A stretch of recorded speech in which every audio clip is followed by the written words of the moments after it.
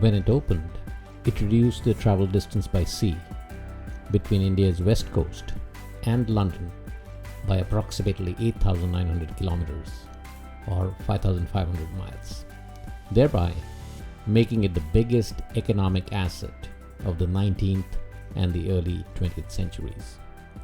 So much so that a conflict around it almost led to nuclear war. Welcome to the Why in History. I am Ajay Kaul, and today we're talking about Suez Canal and the impact it had on world politics. After conquering Egypt in 1798, the French military commander Napoleon Bonaparte, yes, he was a military commander at the time, sent a team of surveyors to investigate the feasibility of cutting the Isthmus of Suez and building a canal from the Red Sea to the Mediterranean.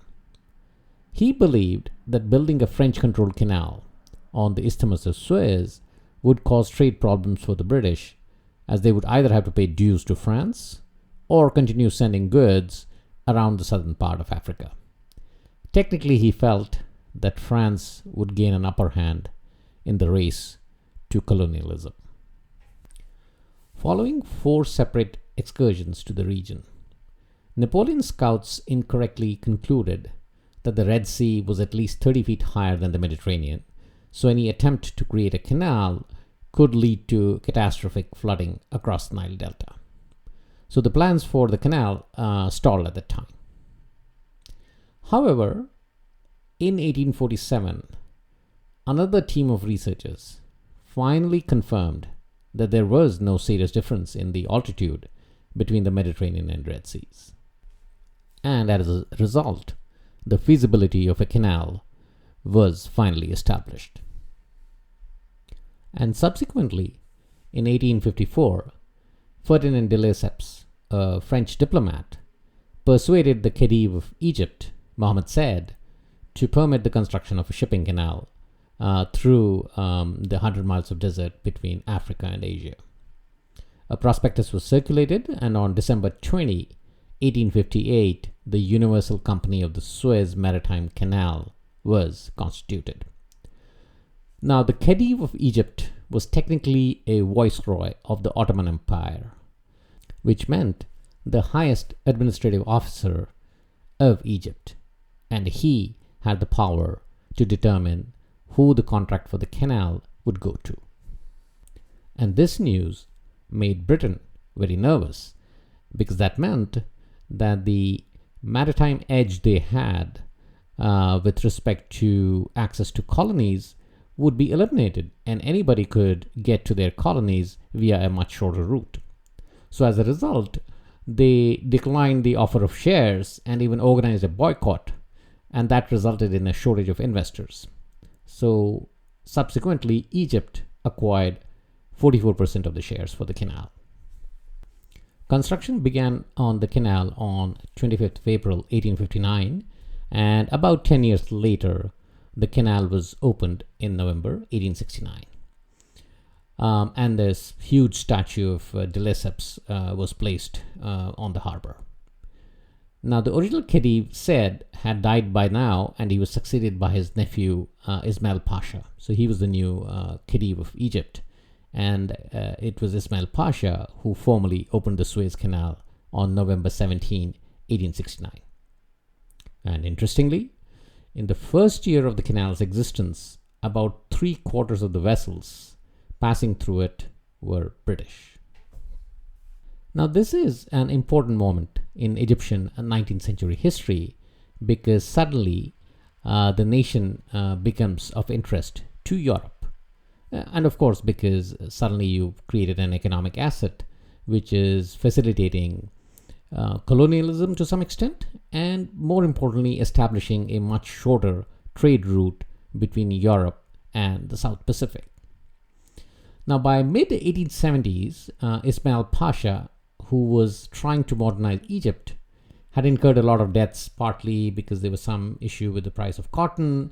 So as a result, he offered his country's shares in the canal for sale. And British Prime Minister Benjamin Disraeli jumped on the opportunity and purchased £4 million worth of shares, thereby establishing Britain's influence in running of the canal. The French right now, however, still were the majority shareholder in the canal. Now, with their foot in the door, the British are now trying to increase their influence in Egypt, mainly from the perspective of controlling the canal, because the canal is now a lifeline to them, because it has created a direct route between London and their colonies in Asia. Now, around 1881, Egypt underwent some major upheavals in terms of government and society. So the government headed by Tewfik Pasha experienced an uprising by Islamic nationalists. So the outpouring of nationalism eventually led to the European nations and Tewfik Pasha losing control over large sections of the country. The nationalist movement had started in Egypt, and it was aiming at removing the Pasha from power and also removing European influence from the country. And guess what? The British responded immediately militarily to help reinstate Tewfik Pasha. And the British did that not because of anything else, but they were worried that the nationalists would gain full control over the country, and as a result, they would lose control over the Suez Canal. So the British organized their forces and carried out what came to be known as the Anglo-Egyptian War from July to September of 1882. The Egyptian nationalists were defeated, and Tewfik Pasha was restored to power. And as a result of this, the British ended up gaining control over the Suez Canal, and also Egypt became a protectorate of the British Empire, which meant that while Egypt had its own government, it was being heavily influenced and controlled by the British. So the British considered Egypt to be under its protection and guided it in the ways that was best suited to the British. And subsequently, in 1888, the Convention of Constantinople decreed that the Suez Canal would operate as a neutral zone under the protection of the British. So the Suez Canal had finally become a British asset. Now fast forward to the 20th century, and the canal is still a British asset. However, there's a new asset that has started coming to the fore from an economics perspective, and that is oil. And the beauty and coincidence, the canal is providing a short sea route from London to the oil fields of the Persian Gulf as well. So now Britain is even more committed to protect the canal. Now World War I breaks out, and it is expected that the Suez Canal will come under attack, and in anticipation, Britain sends British and Indian forces to protect the canal. Turkey enters the war as Germany's ally, and in February 1915 sends troops to seize the canal. The attack is beaten back by the British, and by 1916, the British defensive lines have driven deep into the Sinai Desert to prevent any further attempt. So with this defeat of Turkey in World War I, much of the Ottoman Empire ended up being divided between Britain and France, leaving Britain in control of most of Egypt and the oil fields within Iraq. In 1922, Britain goes on to give a nominal independence to Egypt, but it is still some years before an agreement is reached. So the Anglo-Egyptian Treaty ends up getting signed in London in 1936 and proclaims Egypt to be an independent sovereign state, but British troops are allowed to continue to be stationed in the Suez Canal zone to protect Britain's financial and strategic interest in the canal until 1956, at which point the need for their presence would be re-examined and, if necessary, renegotiated. Why 1956? Well, most likely the British are looking 20 years out and thinking, not sure whether we'll still be a colonial empire, but let's see. and at the time we can renegotiate if the colonies are still intact. And now again, fast forward to World War II. Italy is Germany's ally, and it sends forces to invade Egypt from Libya.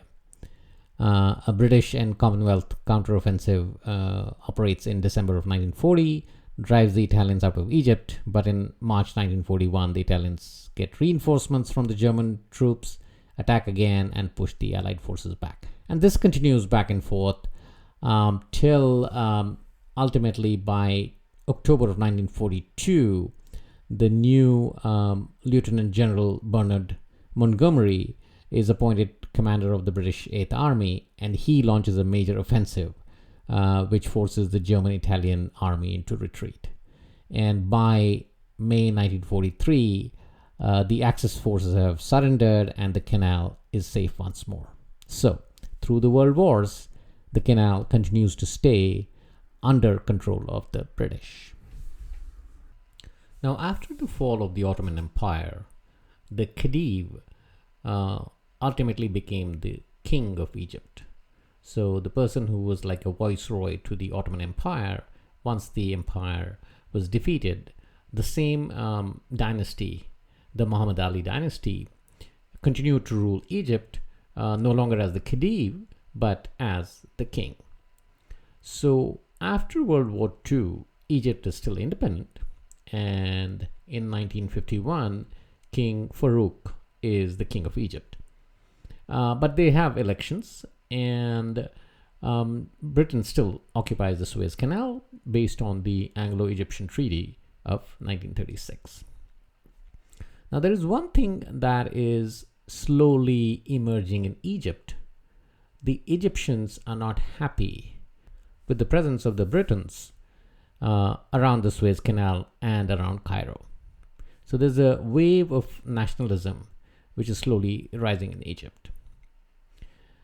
Now, when we look at superpowers, sometimes they tend to push the envelope so far that there is a huge wave that comes in and pushes the envelope in a totally opposite direction. And that's exactly what happened in Egypt after 1951. So while King Farouk is the king of Egypt, the prime minister is Nahas Pasha. And the Britons actually like him because he was the guy who negotiated the Anglo-Egyptian Treaty of 1936. So they think he's an ally. But the king and the prime minister don't get too well along with each other. But since there's a wave of nationalism that is rising in Egypt, in 1951, suddenly Nahas Pasha revokes the Anglo-Egyptian Treaty of 1936. And what follows is kind of an uprising, specifically against the British. The attacks on a British garrison start to rise, and then the British government authorizes an operation to disarm the Egyptian paramilitary force, which they think is orchestrating violence against them. And this leads to an armed conflict between the British soldiers and the Egyptian policemen near the Suez Canal. A 5-hour shootout ensues and leaves 50 Egyptians dead and another 80 wounded. And subsequently, Cairo is massively upset.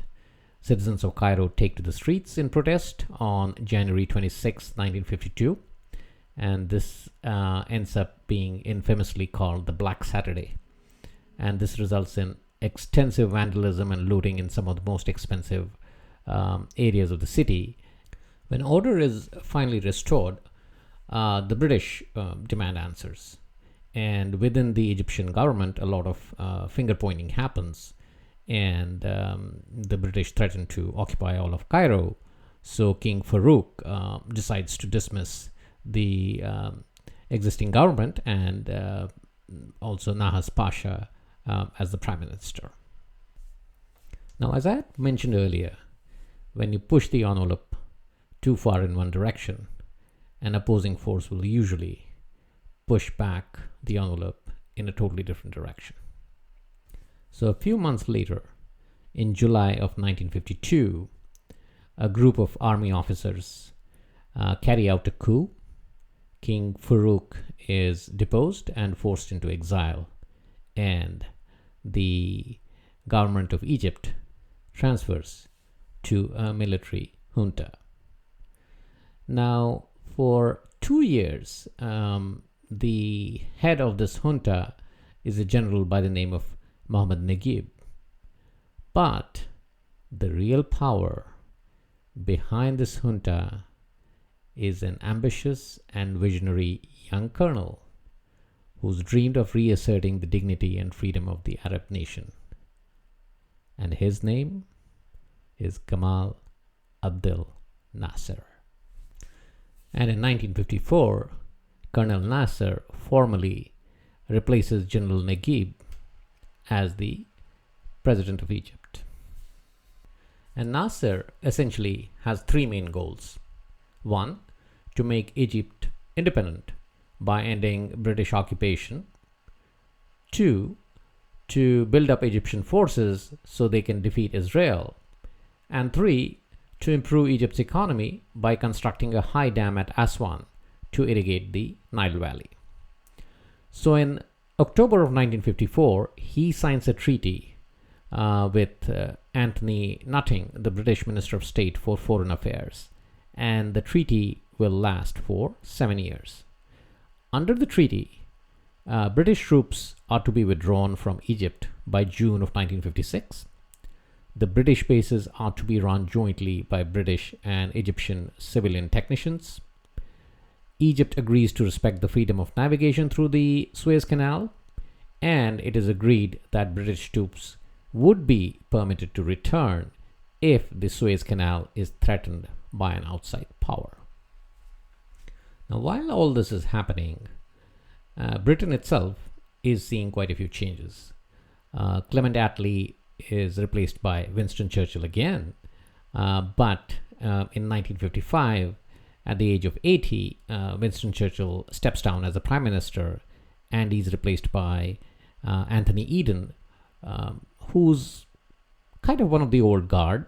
He still thinks about colonialism. He's still in that old era where he thinks Britain is still the center of the universe.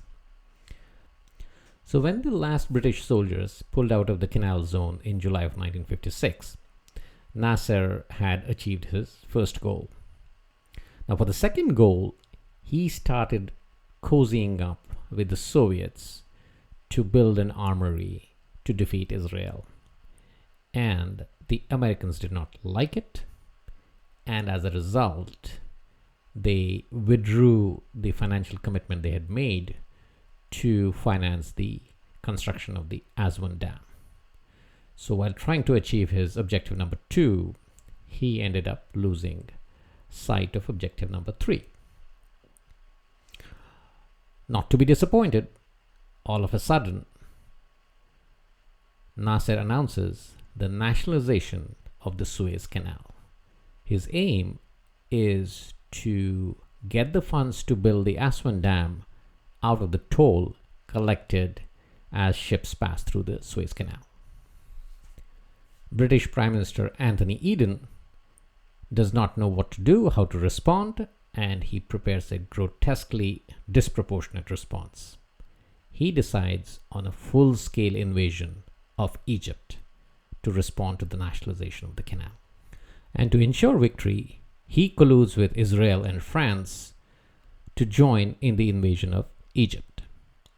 Now, Israel already had a bone to pick with Egypt because Egypt had closed the Strait of Tehran, which was an important economic path for Israel.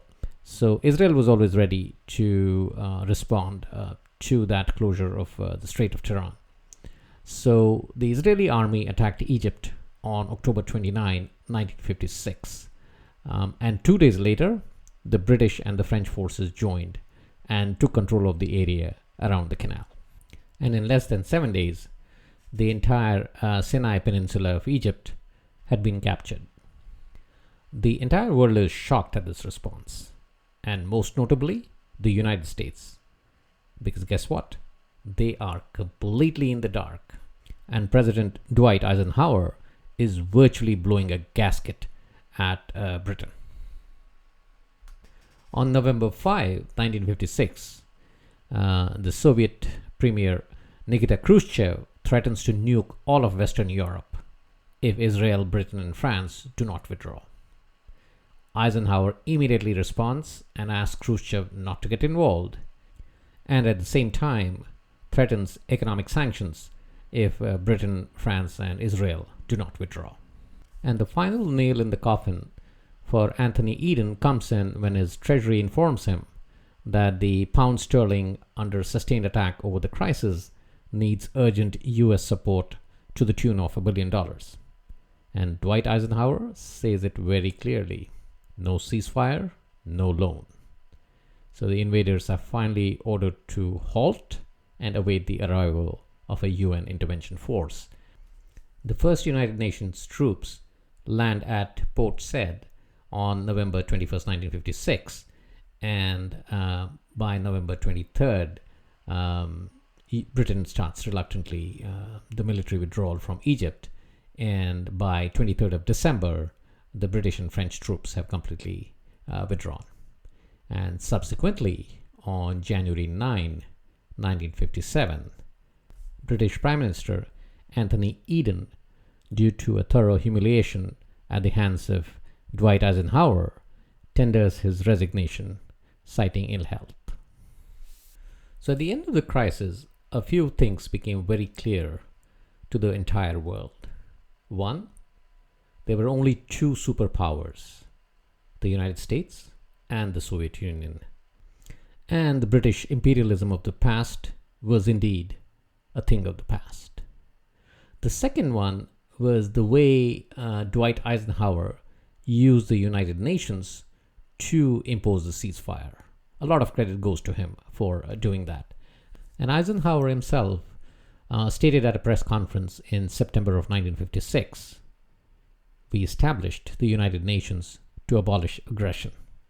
And I'm not going to be a party to aggression if it is humanly possible to avoid it, or I can detect it before it occurs." That's all we have in this section of the program. Moving on to the quiz section. The previous episode's question was, who was the first woman to be elected head of her country's government? And the answer is A, Sri Lanka's Sirimao Bandaranaike. She became Prime Minister of Sri Lanka in July of 1960. Now on to this episode's quiz question. The Suez Canal's cousin on the American continent is the Panama Canal. But what was the original site that was identified by the United States for the construction of the canal? Was it A, Costa Rica, B, Honduras, C, El Salvador, or D, Nicaragua? Once again, what was the original site determined by the United States for the construction of the canal that ended up being constructed in Panama? Was it A, Costa Rica, B, Honduras, C, El Salvador, or D, Nicaragua? That's all we have in this episode. For the next episode, now that we talked about the United States and the Soviet Union being the new superpowers, we will examine how the two of them responded around the same time to two different incidents in the countries of Hungary and Iran. Until then, stay safe and keep exploring the why in history.